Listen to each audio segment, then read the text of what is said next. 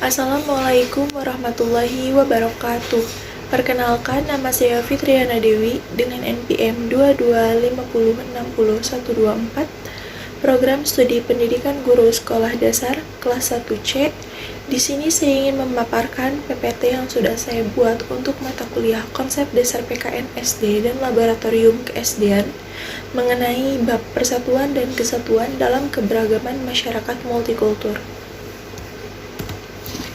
Baik, persatuan dan kesatuan dalam keberagaman masyarakat multikultur itu dibagi menjadi 4. Yang pertama di sini ada pentingnya persatuan dan kesatuan bangsa Indonesia. Poin yang A, ada pentingnya persatuan dan kesatuan bangsa Indonesia, ialah agar bangsa kita dapat terhindar dari konflik dan bisa hidup berdampingan. 5 arti pentingnya persatuan dan kesatuan bangsa Indonesia ada 5. Yang pertama, menjamin kebebasan warga negara dalam demokrasi Pancasila. Yang kedua, semangat nasionalisme. Yang ketiga, wawasan Nusantara. Yang keempat, kesadaran Bhinneka Tunggal Ika.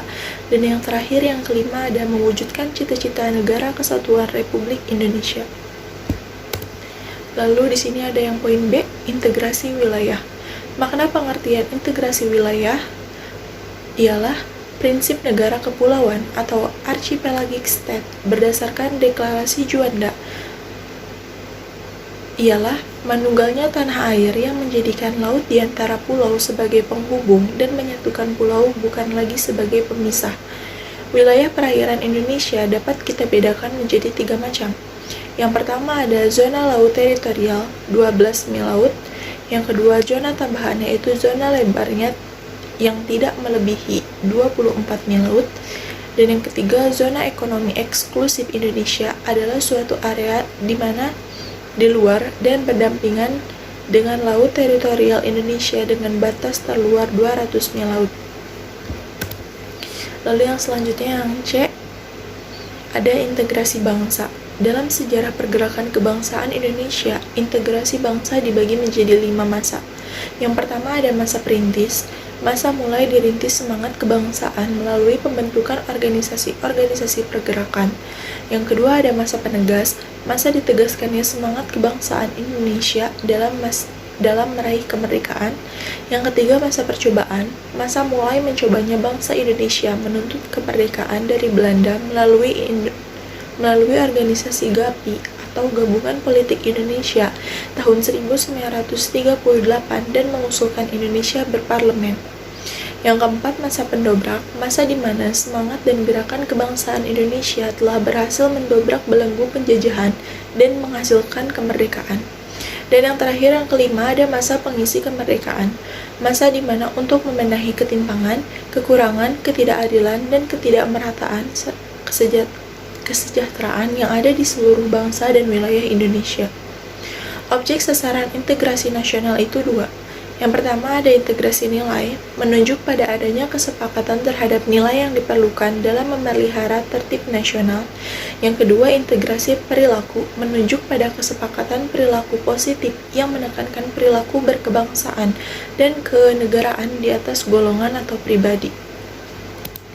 Lalu poin D di sini ada integrasi nasional. Dengan demikian, integrasi nasional berarti integrasi yang terjadi di dalam tubuh bangsa dan negara Indonesia. Integrasi nasional juga merupakan proses penyatuan berbagai perbedaan-perbedaan yang ada pada masyarakat sehingga menjadi selaras dalam sebuah bangsa. Perbedaan tersebut meliputi suku, budaya, bahasa, ras, agama, dan faktor kebangsaan lainnya. Faktor integratif bangsa sendiri ada 6, yaitu yang pertama ada Pancasila, yang kedua Undang-Undang Dasar Negara Republik Indonesia tahun 1945, yang ketiga ada Sangsaka Merah Putih, yang keempat Lagu Kebangsaan Indonesia Raya, yang kelima ada Bahasa Indonesia, dan yang terakhir ada Sumpah Pemuda. Lalu poin E di sini ada nasionalisme atau yang masuk dalam kategori ideologi politik. Nasionalisme sendiri adalah suatu paham yang menganggap bahwa kesetiaan tertinggi atas setiap pribadi harus diserahkan kepada negara. Nasionalisme dalam arti sempit ialah perasaan kebangsaan atau cinta terhadap bangsanya yang sangat tinggi dan berlebihan sehingga memandang rendah terhadap bangsa lain. Nasionalisme dalam arti luas ialah perasaan cinta yang tinggi atau bangga terhadap tanah air dan tidak memandang rendah bangsa lain. Ciri-ciri nasionalisme sendiri di sini ada 3. Yang pertama, adanya persamaan nasib rakyat. Yang kedua, terdapat rasa persatuan dan kesatuan. Dan yang terakhir, yang ketiga, bertujuan untuk mencapai kemerdekaan.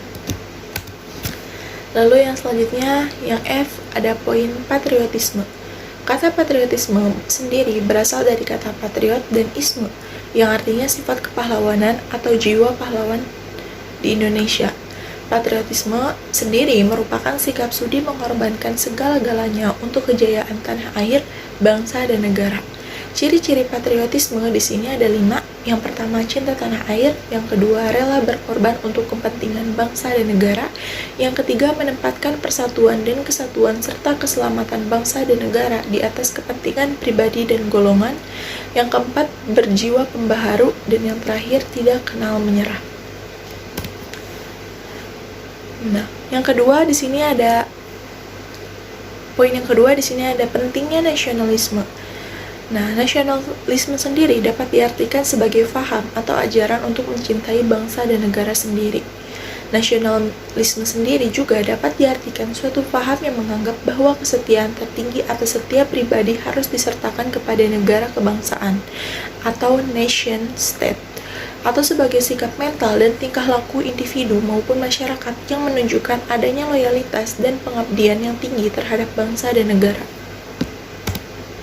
Lalu yang poin B-nya, terbentuknya nasionalisme Indonesia melalui tahapan-tahapan. Tahapnya yaitu tahap mulai terbentuknya kelompok-kelompok kecil masyarakat Indonesia yang terikat oleh kesamaan daerah geografis, terbentuknya masyarakat suku-suku bangsa yang lebih luas yang selanjutnya akan merupakan bagian dari masyarakat Indonesia. Yang ketiga, terbentuknya masyarakat bangsa Indonesia seperti yang kita kenal sekarang ini atau yang kita sebut sebagai Nation State Indonesia. Ada 5 tahapan, yakni yang sudah saya jelaskan sebelumnya. Yang pertama ada masa perintis, yaitu sebelum tahun 1908. Yang kedua ada masa penegas, tahun 1928. Yang ketiga masa pencoba, tahun 1938. Yang keempat masa pendobrak, tahun 1945.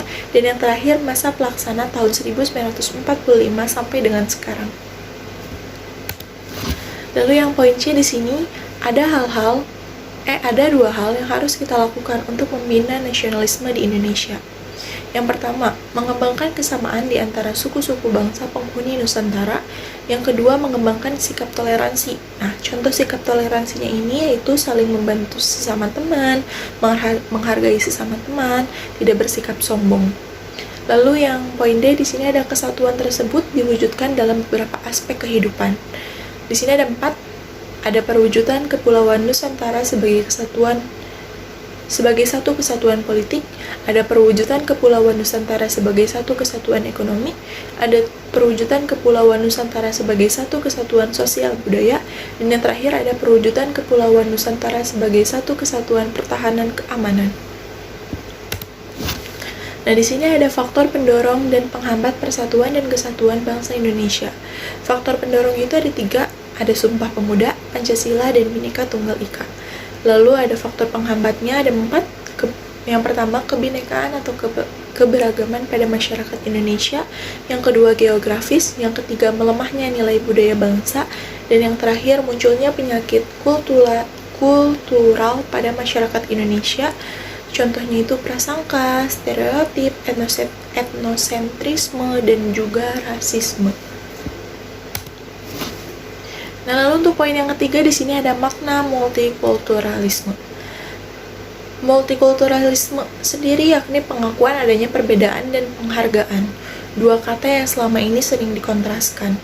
Multikulturalisme atau kemajemukan budaya sendiri berasal dari kata multi dan kultural yang berarti budaya yang majemuk. Adalah sebuah ideologi yang mengakui dan mengagungkan perbedaan.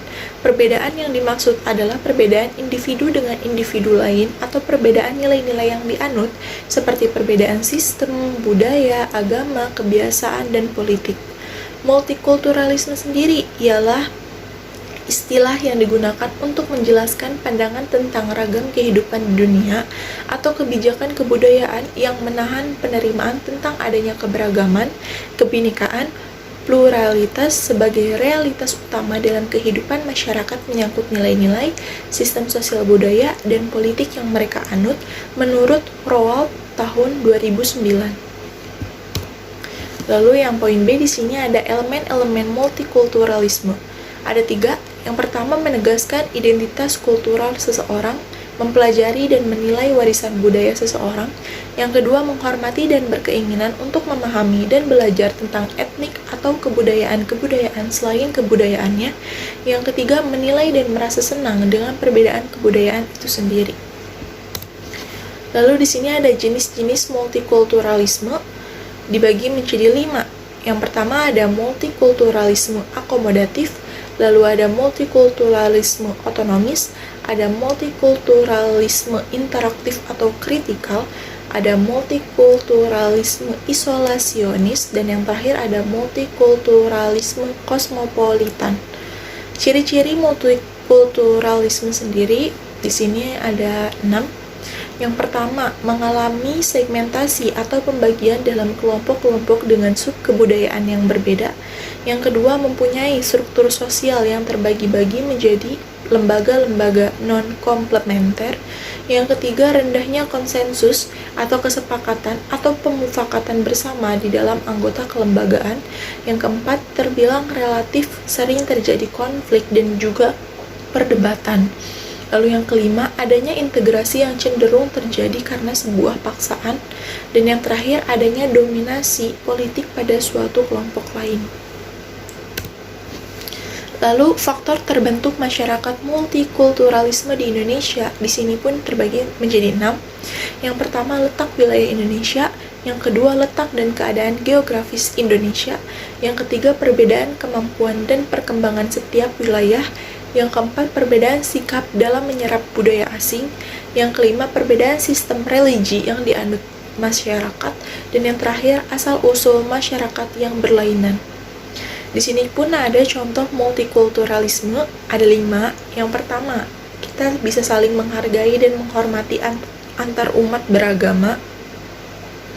Lalu yang kedua, saling berbaur dan tolong-menolong tanpa melihat latar belakang orang tersebut. Lalu yang ketiga, melaksanakan kerja bakti lingkungan tempat tinggal tanpa memandang warna kulit, suku, serta agama dan kepercayaannya. Yang keempat, tidak saling menyinggung kepercayaan yang dianut oleh individu masyarakat yang lainnya.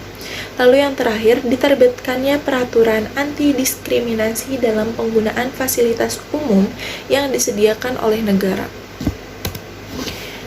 Untuk yang poin C di sini ada keberagaman masyarakat Indonesia disebabkan oleh 5. Yang pertama, keadaan geografis. Yang kedua, pengaruh kebudayaan asing. Yang ketiga, penerimaan masyarakat terhadap perubahan. Yang keempat, keadaan transportasi dan komunikasi. Yang terakhir, perbedaan kondisi alam. Poin D yang terakhir ada wujud keberagaman. Itu dibagi menjadi 4.